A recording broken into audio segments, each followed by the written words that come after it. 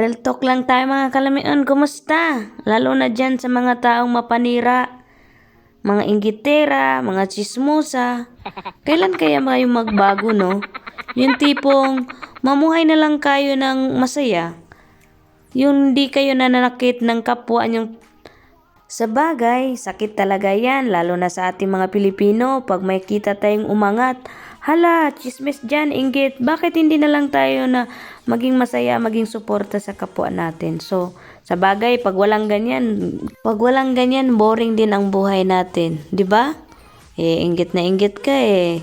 Makabili lang ng inggit na yan, ba't di ka magsikap? Huwag ka masyadong toxic din sa mga kapwa mo. Isan din yan.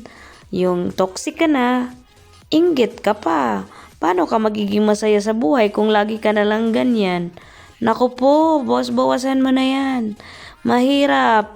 Mahirap ang sakit na yan. Mahirap malutas. Walang gamot yan. Ang gamot dyan, Diyos ko Lord. Huwag ka na lang manood kung may umasenso. Masayang tao. Magtago ka na lang sa kwarto. Ka nga, pag inggit, pikit.